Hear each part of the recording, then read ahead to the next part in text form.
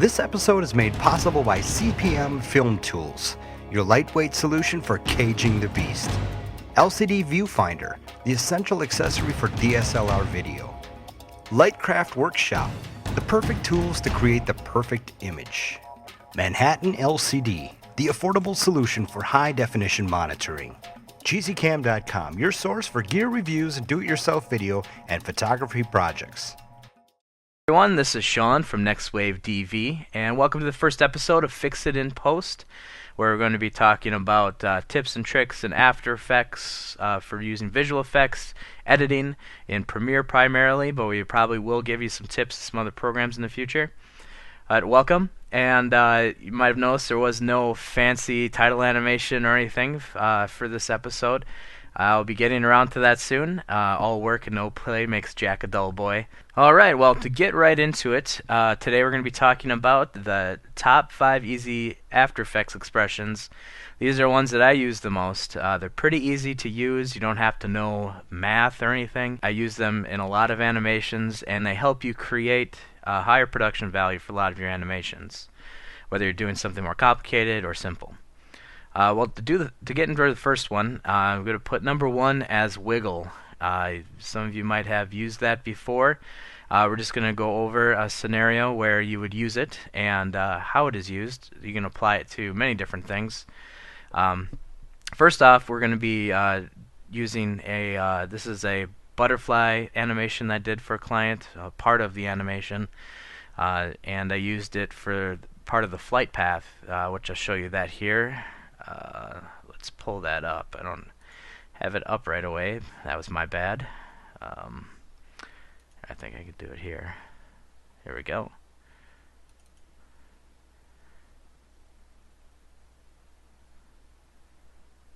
So that was I used wiggle on that in order to help create more of an organic path for the butterfly instead of it just following the path that I had set in 3D space. Let's go ahead and go through that and show you how just using wiggle created a much more dynamic path than just having the butterfly follow something that's just straight, plain, and boring.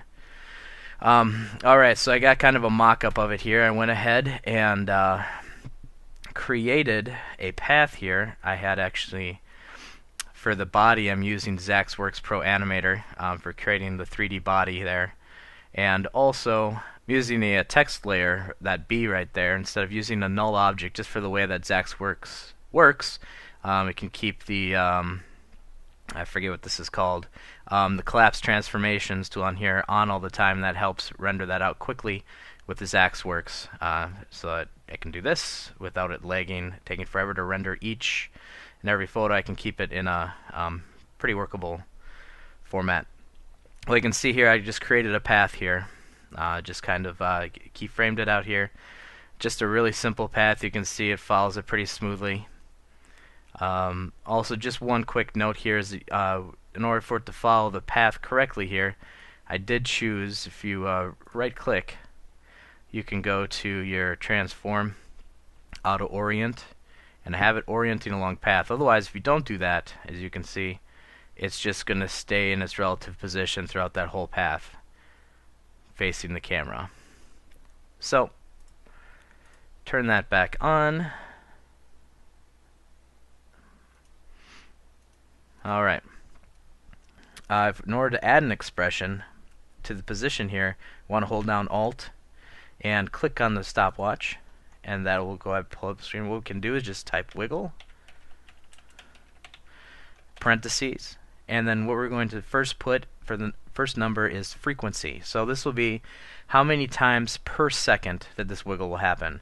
In this case, we're going to use 3. If you need to, you want to do it, you only want it to go, say you want it to go once every 2 seconds, you can use 0.5. You can also even slow it down more than that if you want. So it'll go a quarter of a wiggle every second. So you can use that, or you can really crank it up there if you need it to be, for like a camera shake or something. But we're just going to go 3 wiggles per second, comma, and this is where we're going to set how far we want the wiggle to move the object using it does it randomly through Z space, Y, and X along there. So in this case, I want about 400 pixels. This, unless you have a pretty good idea how far you want to move it, you just kind of have to experiment a little bit by trying different ones, and hit enter on the number key to finish that out. Alright, let me turn off the motion blur so we can render this better. As you can see, that path is much more archaic there. It's flopping all around. Let me just do a quick RAM preview of that so we can kind of get an idea what that looks like. Okay, I've rendered that out. Now let's take a look at how that turned out. Yeah, as you can see, it's much more organic. Looks more like a actual butterfly is flying there. Random and clumsy. This wiggle, it can also be used it's used quite commonly. I use it a lot under the camera too. Let's just give you a quick example of that. Let's just move this butterfly somewhere and we can make it still. Let's put it right there. Alright, first set a keyframe for it before we go erasing everything. And let's set a hold keyframe. Okay. Take the wiggle off too. Alright, so we've just got a butterfly sitting there. Now, you can do the same principle to the camera here. Right on the position, hold down Alt, click on the stopwatch, and we'll go wiggle, parentheses, let's go, we're going to go 0.5, and we're going to go, let's say 40 pixels on this. Give that here, and let's see how that turns out.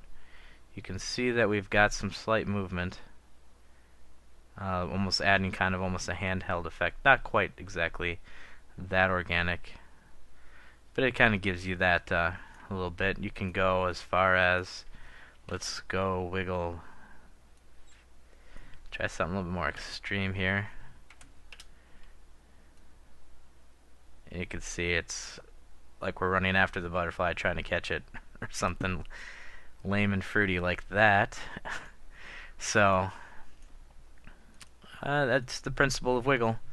A lot of times you just have to experiment to get the feel of it. One thing to note is that if you change the layer order of something you have wiggle on, something that utilizes random movement, when you change the order of the layer, like say if you put something before this or you put it somewhere else in the stack, it will change your wiggle effect. But one of the expressions I'll be covering actually solves that problem, and we'll get to that in a little while. Okay, the next one I wanted to cover is actually using the current time to drive your animation. This can be used in several things. I'll show you one example here. Let's go ahead and start a new solid. Doesn't matter, the color doesn't matter. And we're going to go Effect, Noise and Grain, Fractal Noise. Alright, you can see it has this evolution setting. That's when we're going to be animating here. Let's go cloudy. Change this to spline. We won't get into it too much, but as you can see, as time goes along here, nothing's happening. Basically, the way if you wanted to get this to move and morph like that is you would have to animate this manually. So we'll give that a shot quick here. We'll just put a click the stopwatch to start a time to start keyframing. And also a quick note: when you're down here on your layer, if you want to show just what you have for keyframes, hit U, and those will pop up. Okay, so let's say we go 8 seconds away here, and we'll change this to just something there. And you can see that now we have it morphing over time. This could be useful for many different things if you have to, as you can see. So instead of having to put keyframes out for everything, one really quick and easy way to do it is through the time expression. If we alt click, on the stopwatch, we get that. And we'll start out with time, which takes the current time times, let's just go ahead with 30 at this point. You could experiment for how fast you need it to go. Of course, the lower the number, the slower it's going to go as far as animation. You can use decimals in here again if you need to. Or, of course, the higher number, the faster it's going to animate over time. So as you can see, by adding 30 there, we get this effect.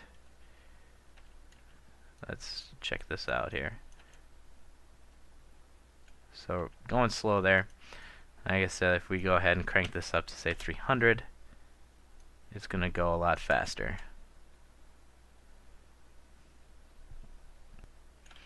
So that's how time gets utilized. Use that. There's other ways that you can use that anytime you want to automate any type of parameter where you just want it to continually animate. You can use this expression.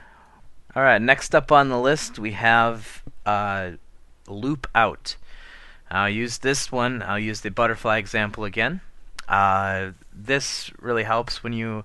Well, I'll just show you the example here. Of course, we use loop out to make the wings flap here. All I had to do was set 3 keyframes and use the expression, and it just keeps going forever and forever until the clip ends.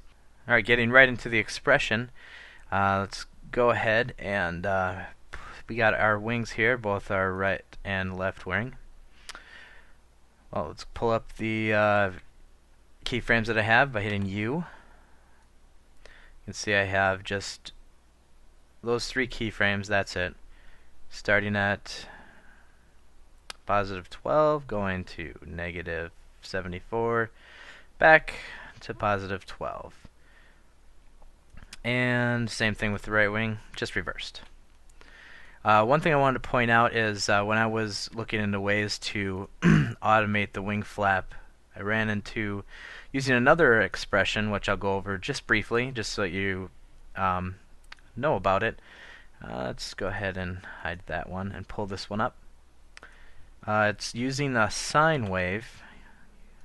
You can see here that basically what it does, let me hide this other wing. You can see that that is also automating the flap here too. The problem with this is it seemed like the wing flap went way too far for me. I wanted to go up just pretty close to vertical, but I only wanted to come down just a little bit, more like how butterflies do fly. So this would work for some things. It just basically what we got here is we've got using this expression, this math.sine. Use anything that we put in here.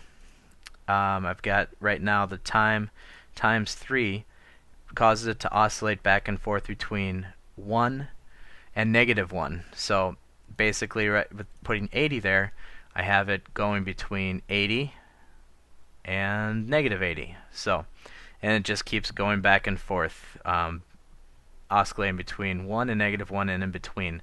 So it gives a nice smooth animation there, but like I said, it wasn't what I was looking for. So I was able to accomplish it using loop out. So got my 3 keyframes there. Let's go ahead and alt click on stopwatch, and we're going to go loop out parentheses cycle and enter. Okay, and of course when you do these expressions, case is very important. You have to have it exactly the way with the lowercase l and the uppercase O, otherwise it doesn't work correctly. If you ever forget the way that a expression is formatted, you have an expression helper here. If you click that little arrow there, you can see that we've got, it gives you everything here. So you'll be able to use that as a guide if you forget. Alright, let's go ahead and add this to the other layer. Okay. So what the cycle does here is it takes these keyframes from the beginning to end and it starts to cycle them end on end after the last keyframe. So it just repeats itself over and over and over until the end of the clip, wherever I decide that is. So we've got a nice butterfly flap here, a little more how a butterfly uses its wings. Cycle is the default, so if you wanted to save time, you could just actually close out the parentheses and it'll do the same thing. It will default to cycle, so you don't even have to put cycle in there if you're just going to use the simple feature to make your keyframes repeat until the end of the clip. Next up, we have slider controls. Using this is a great way for you to be able to animate with keyframes some of the aspects that you have in an expression that normally you wouldn't have control of. And I'm going to go ahead and use this example again, where we are using wiggle. Now we set the wiggle parameter and we don't have much control over it. It just does its own thing throughout the whole animation, but this really isn't a practical going to be really practical because it's such a short animation of the butterfly flying away. But if you wanted to control the wiggle a little bit better, we can use slider controls, and we'll go through that.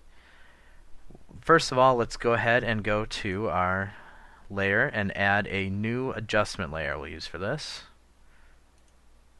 As you can see right there when I talked about before, if you add anything, change the layer position of the layer while it has wiggle on there, you change the random seed, and now our wiggle animation is slightly different.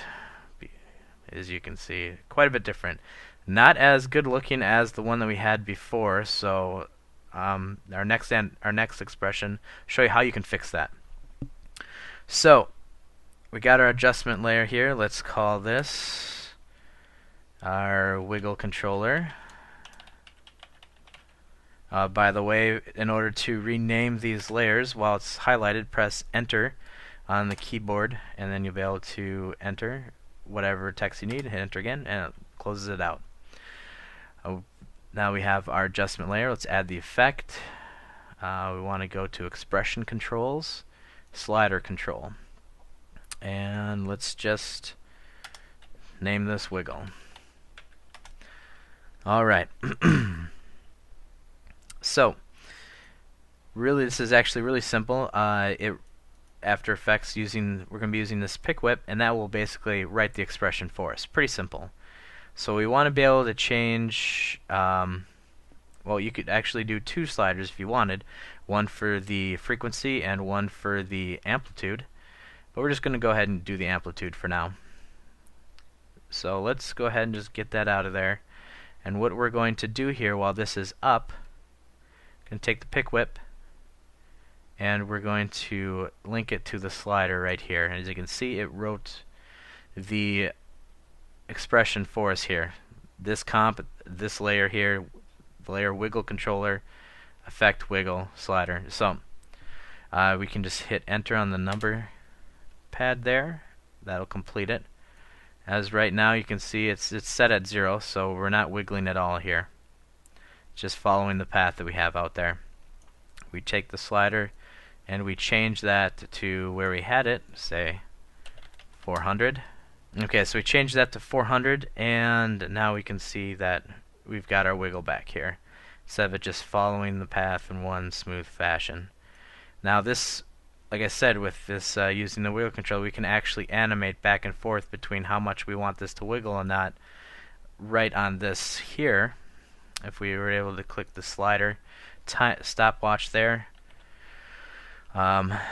say we wanted it to start out 400, but as time went on we wanted it to lessen.